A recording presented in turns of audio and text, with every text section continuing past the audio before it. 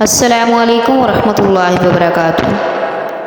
حدیث پاک کا مفہوم ہے کہ فرعون کے گھر میں ایک معاشرہ تھی جس کو ہیئر ڈرائر کہتے ہیں، جو بال بناتی ہے، کنگھی کرتی ہے۔ وہ فرعون کے گھر کی جو بچیاں تھیں ان کے بال سنوارنے کے لیے رکھی گئی تھی۔ ایک دن فرعون کی جوان بیٹی نہائی اور وہ اپنے بال بنوا رہی تھی کہ مشاہدہ کے ساتھ بیٹھی ہوئی اس کے بالوں میں کنگھی کر رہی تھی۔ اس کے ہاتھوں سے کنگھی نیچے گر گئی۔ اس نے کنگھی اٹھاتے ہوئے اللہ کا نام لیا کہ میں موسیٰ علیہ السلام کے رب پر ایمان لائی۔ جب یہ الفاظ اس جوان لڑکی نے سنے جو فرعون کی کم بخت بیٹی تھی، اس نے کہا، تم میرے باپ کو خدا نہیں مانتی؟ اس نے کہا، ہرگز نہیں، میں تو موسیٰ علیہ السلام کے رب کو مانتی ہوں۔ چنانچہ وہ اس وقت اٹھ گئی، غصے میں بال بھی نہ بنوائے، اپنے باپ فرعون کے پاس پہنچی اور جا کر کہنے لگی، ابو، ہمارے گھر میں، ہمارے محل میں ایسی عورتیں ہیں جو آپ کو خدا نہیں مانتی، ہمارا دیا کھاتی ہیں اور ہمارے ہی وہ خلاف ہیں، دشمن ہیں۔ فرعون کو بڑا ہی غصہ آیا، کہنے لگا، اچھا، میں ابھی اسے سیدھا کر دیتا ہوں۔ فرعون تاج جو ہے وہ اپنے سر پر رکھا، دربار لگوایا، اس نے خادمہ کو بلوایا اور خادموں سے کہا، اسے زمین پر لٹا دو۔ اس بیچاری کو زمین پر لٹا دیا گیا، اس کے دونوں ہاتھوں اور دونوں پاؤں کے اندر کیل گاڑ کر زمین کے اندر دھنسا دیا گیا، گویا اس کے ہاتھ اور پاؤں ہل نہیں سکتے تھے۔ اس عورت سے کہا گیا کہ تم اپنی اس بات سے واپس لوٹ آؤ۔ وہ کہنے لگی، ہرگز نہیں، مجھے ایمان کا وہ مزہ مل گیا کہ اب میں واپس نہیں آ سکتی۔ فرعون نے کہا، میرے پاس تیرا علاج ہے، میں تیرے علاج کرتا ہوں۔ کون سا علاج؟ اس نے کہا، علاج یہ ہے کہ تیری چند ماہ کی دودھ پیتی بچی ہے، میں اسے بلواتا ہوں۔ چنانچہ اس نے کہا، کیا اس خادمہ کے سینے سے کپڑے ہٹوا دیے اور بچی کو لا کر اس کے سینے پر لٹا دیا۔ معصوم بچی جب ماں کے سینے پر لیٹی تو اس نے ماں کے پستانوں سے دودھ پینا شروع کر دیا۔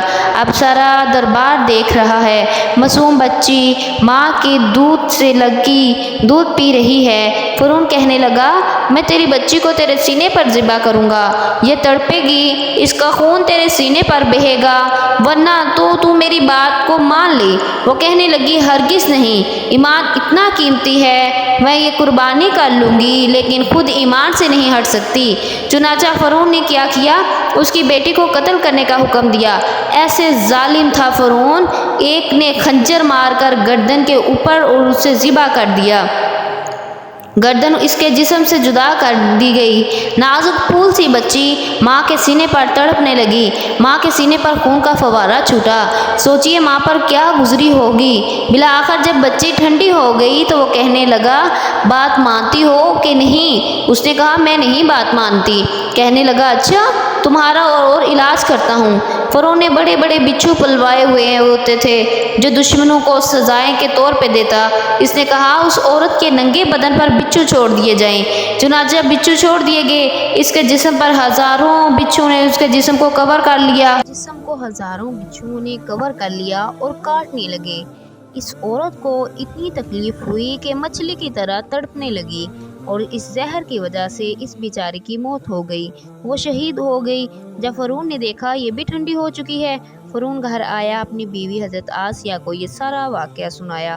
اس کا اتنا مقام ہوا، اس عورت کا اتنا مقام ہوا جو شہید ہوئی۔ آپ صلی اللہ علیہ وآلہ وسلم جب معراج پر گئے تو آپ صلی اللہ علیہ وآلہ وسلم کو خوشبو آئی، تو آپ صلی اللہ علیہ وآلہ وسلم نے حضرت جبرائیل سے پوچھا، یہ خوشبو کیسی ہے، یہ خوشبو کیسی ہے؟ تو آپ صلی اللہ علیہ وآلہ وسلم کو حضرت جبرائیل علیہ السلام نے جواب دیا کہ اللہ کے نبی، یہاں اس خادمہ کی قبر ہے جو فرعون کی بیٹیوں کے بال بنایا کرتی تھی اور وہ شہید ہو گئی تھی، اس کی قبر سے ایسی خوشبوئیں اٹھ رہی ہیں۔ اے اللہ کے نبی صلی اللہ علیہ وآلہ وسلم، آپ بھی محسوس کر رہے ہیں؟ سوچیو تو صحیح، جس نے اللہ کے نام پر جان دی، اللہ نے قبر کو جنت کا ایسا باغ بنایا، قبر سے خوشبوئیں اٹھ رہی ہیں۔ اللہ کے محبوب صلی اللہ علیہ وآلہ وسلم نے وہ خوشبو محسوس کر لی۔ ماشاء اللہ، لا قوت الا باللہ، سبحان اللہ۔